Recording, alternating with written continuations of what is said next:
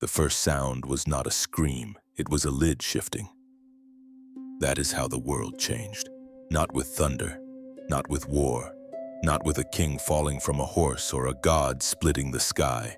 Just a hand, a question, a small forbidden movement in a quiet room. People like to say Pandora doomed us because she was curious. That is the children's version.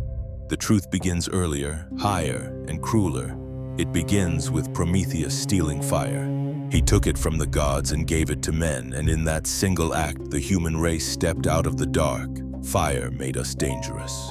Fire let us shape metal, defy winter, cook flesh, harden brick, keep watch past sundown, dream bigger than the teeth waiting beyond the village light. Fire was not warmth alone. It was ambition with a pulse. Zeus saw what had been done, and he did not merely want revenge. Revenge is too small a word for a king of gods. He wanted a lesson. He wanted the kind of punishment that lingers in the bones of generations. He wanted men to receive a gift that would feel like a blessing at first, and only later reveal the trap inside it. So the gods made a woman, not born. Hephaestus shaped her from earth and water, hands blackened with divine craft, sculpting beauty the way a smith hammers a blade, carefully, deliberately, with purpose sharp enough to cut the future. Athena dressed her in radiant garments and taught her grace. Aphrodite poured desire into her like perfume into the air.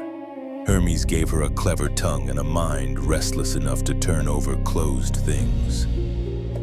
Each god laid something into her. Charm, beauty, skill, wonder, hunger.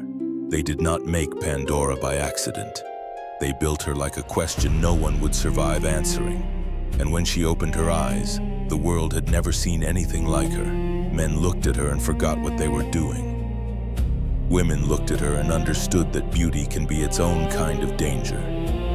The light gathered around her. Gold adored her, silk obeyed her. Even silence seemed to lean closer when she crossed a room. Then Zeus gave her a wedding gift, an ornate box, sealed and gleaming, heavy with the kind of importance that makes a room feel smaller. He did not explain much. Gods rarely bother with full explanations when they are arranging disaster. He only made the command simple: do not open it. That command hung in the air around Pandora like incense. Do not open it. Do not touch the mystery. Do not look beneath the lid. Do not ask what was packed away before your life began. Do not seek the hidden shape of power. You can tell a person many things, but tell them not to know, and the mind begins circling the forbidden thing like a wolf around a shut gate. At first, Pandora obeyed. She walked past it, sat beside it, slept in the same room as it. She traced the carvings on its sides with her eyes. She listened for sound and heard nothing. She turned away. She returned. The box became the center of the house, then the center of her thoughts, then the center of the world. What did the gods fear enough to lock away? What could be so terrible it must never meet daylight? Or worse, what could be so precious they did not want mortals to have it? That is how temptation really works. Not loud, not wild. It whispers, it waits. It lets you build the trap yourself. Then one day the room was quiet, too quiet. The kind of silence that makes every heartbeat sound like a trespass. Pandora knelt before the box. Her fingers hovered over the lid, and the world came apart. No flood of gold, no hidden treasure, no song of divine favor. Darkness burst upward. It came out fast, writhing, shrieking, alive in ways it should never have been. Sickness tore into the air like claws. Grief spilled out with the sound of a mother discovering an empty cradle. Hunger came thin and patient. Madness came laughing. Envy came whispering. Violence came like a blade, remembering what it was made for. Old age crawled out bent and tireless. Pain followed all of them, not running, not rushing, because pain knows it never needs to hurry. It always gets there. They did not simply escape.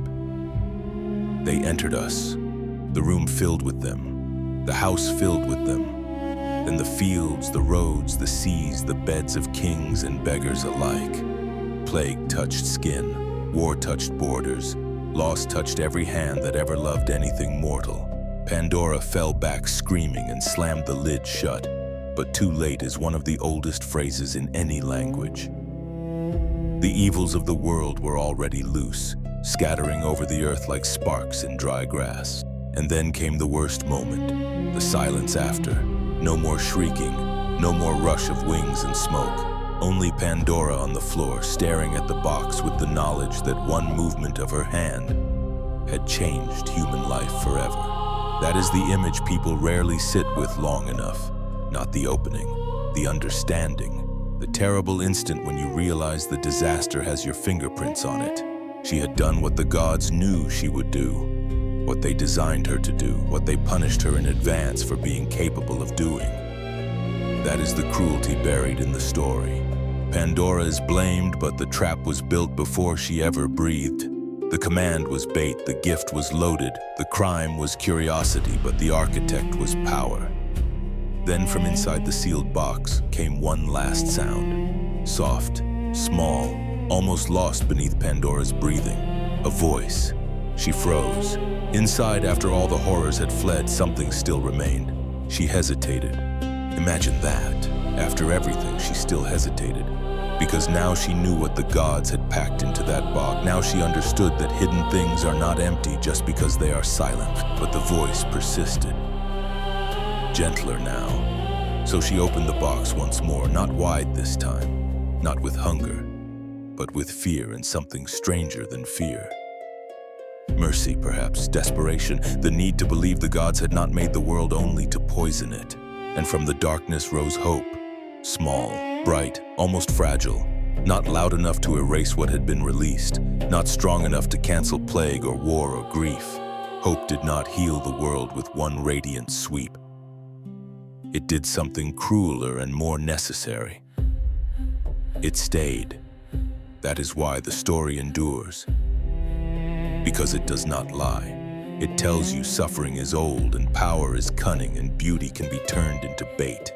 It tells you the world is full of boxes handed to people who were never meant to win. It tells you disaster can arrive in a single human gesture. But it also tells you that after all the dark things escape, after pain, hunger, envy, violence, and loss have taken their places beside us, one thing remains in the room.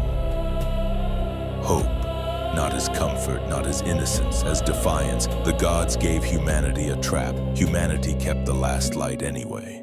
And that is Pandora's real story. Not a foolish girl with a box, not some simple warning about disobedience. It is the story of how suffering entered the world, and how hope refused to leave with it.